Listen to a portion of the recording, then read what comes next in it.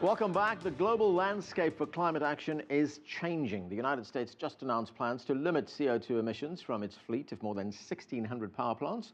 China is about to open its 7th regional carbon emission exchange. And Europe, a strong advocate for cutting carbon emissions, has been buying more coal for securing the continent's energy supply. Well, joining me now from London is Damian Ryan. He's a senior policy manager at the Climate Group. And from Bonn, Li Shuo, a climate and energy campaigner at Greenpeace in East Asia. Thanks to both of you for joining us. Li Shuo, let me start with you. The Chinese have announced that it will limit total emissions for the first time. How does it plan on doing that? That's right. I mean, the Chinese is having a very strong intention of capping its CO2 emission. I think the plausible pathways, they will be doing that step by step. So in the next five-year plan, which will be the 13th five-year plan stretching from 2016 to 2020, I think there's a likelihood that China will introduce a CO2 absolute control dimension into its existing climate policy toolkit. So I think that, if it is imposed and, the figure on the CO2 number, if we can get that figure very robust, I think it will be a good news for the global effort to combat climate change. Right, Damian, let's look at Europe. As we've just been saying, Europe wants to cut emissions, but it appears to be under pressure from two sides. On the one hand, because of the accident in Japan, the Fukushima accident, Europe now appears to be backing away from nuclear power. That's the one thing. The other, the recent events in Ukraine, is coming under pressure on supplies from Russia. So does that automatically mean that coal is the answer? No, not at all. In fact, I think what you're seeing is an environment now that's being created where renewables are stepping into the place of fossil fuels. In terms of nuclear, it's something of a mixed picture. In Germany, yes, the Germans have decided to step away from nuclear, to gradually phase out nuclear in their country. But what they're doing is they're seeking to replace it with renewables, not coal.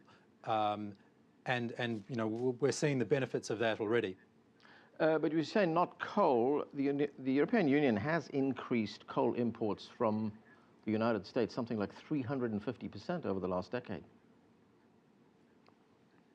Sure. I mean, what we're seeing playing out here is basically a mix of perverse incentives. But if you look at the top line numbers, if you look at where Europe's heading in terms of its emissions trajectory, the European Union has a 20% reduction target for CO2 emissions by 2020. It's nearly on track to reach that. In fact, the latest figures that came out suggested it was close to 19%, a 19% reduction already compared to 1990. So the EU, is actually well ahead of where it needs to be, and it could actually overachieve those targets. In terms of those coal figures that you've quoted, this is the perverse incentive created by a low carbon price in the EU emissions trading scheme, which is the flagship climate policy for the region. But despite that, as I said before, Europe is on track to actually meeting its targets and hopefully exceeding them by 2020. Okay, Li Shuo, the plan that we were talking about that China wants to introduce to cut its emissions, one of the glaring omissions, which you've alluded to some extent in your first answer, was the fact that there are no figures in this. Do we know exactly where the Chinese are heading with this?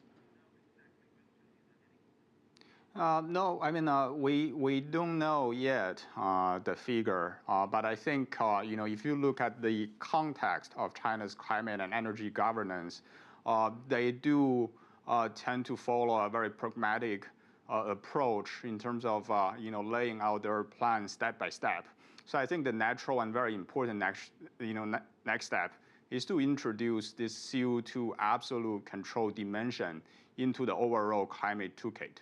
And I think there is also a number of very important domestic developments that can contribute or facilitate, the outcome, which is that we have more robust climate governance. I think one first and foremost element is that as a result of air pollution, we are seeing very robust and rapid change in terms of our coal consumption trajectory. That's the dirtiest fossil fuel that's been fueling China's overall economic growth for the past decades.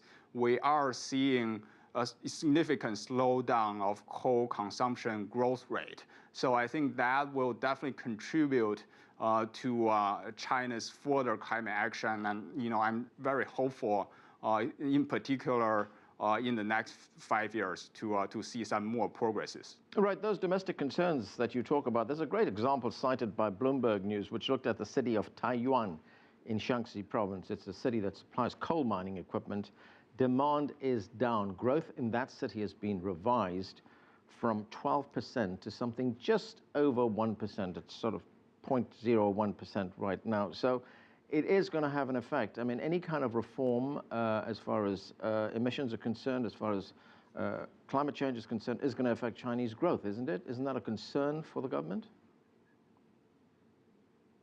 No, I mean, I think that is a concern, and I think the Shaanxi case, you'll be seeing some of the similar situations in coal-intensive provinces. But I think that is an imperative. That is something that we have to do. I think more and more the Chinese leaders are realizing that the previous heavily coal-dependent pathway is not sustainable. Just to give you a figure, last year in China, 92% of the Chinese cities failed to meet their air pollution standard. So it is a very dramatic and very significant health concern for the Chinese public. So I think we don't have any more choice but to embrace a cleaner energy future. We do have that option on table. China is the largest renewable energy manufacturer, and that do generates you GDP as well as significant jobs. And China is also actually the largest utilizer for renewable energy. In terms of wind, it is the #1 installer in the world. And for solar, we are also getting to the #1 place. So I think those, clean energy options should be more and more adopted, and that will help us gradually phase down our coal consumption and to have a cleaner energy portfolio. All right, Damian, you mentioned earlier that Europe is looking at renewable sources of energy. What kind of progress is Europe making towards that kind of energy resources or energy sources that Li Shuo was just talking about, wind and solar?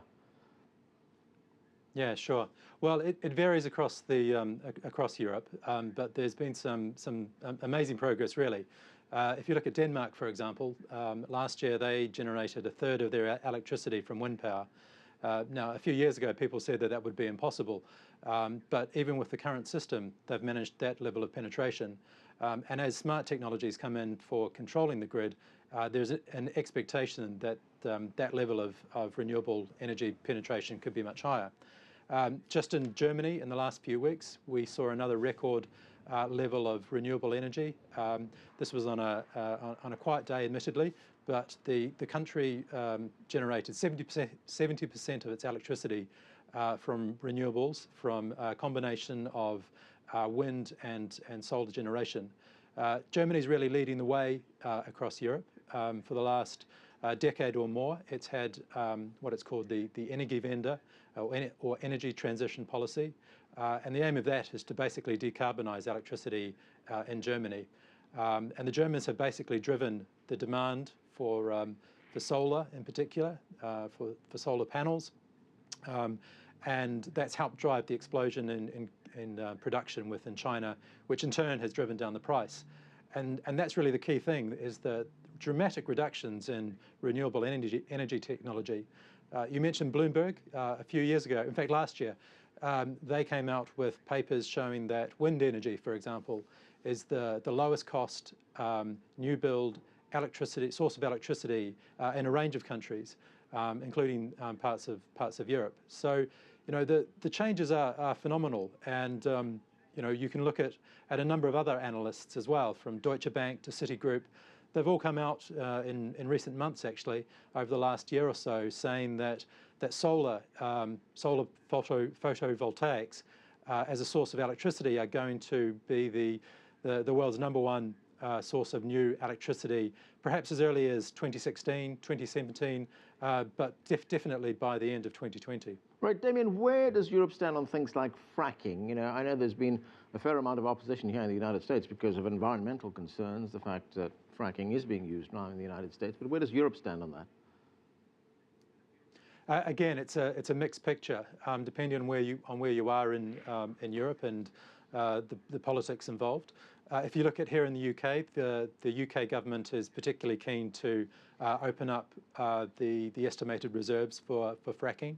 The UK obviously has a long-term history of gas exploration from the North Sea since the late 1970s.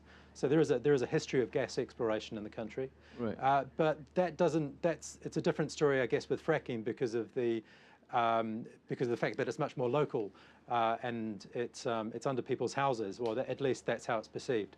So there is strong local opposition in some areas. If you look at France, they actually have a moratorium on fracking.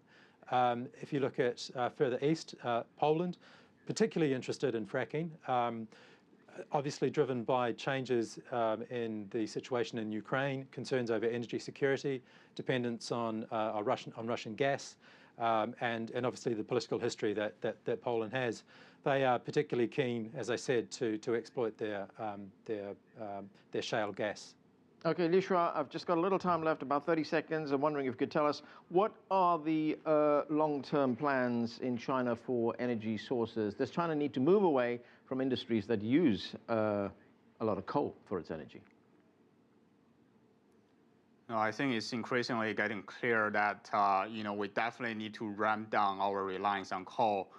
So I think that it's a really, really interesting moment back at China. A lot of people are pondering what will be the alternative, but I think the consensus is very, very clear. This current reliance on coal is not sustainable, and renewable energy is really getting, the cost of renewable energy is really getting down. And then we are seeing more and more structural, systematic reform of our power sector that can accommodate more and more renewable energy. So I think that's really a very clear general direction that we are going.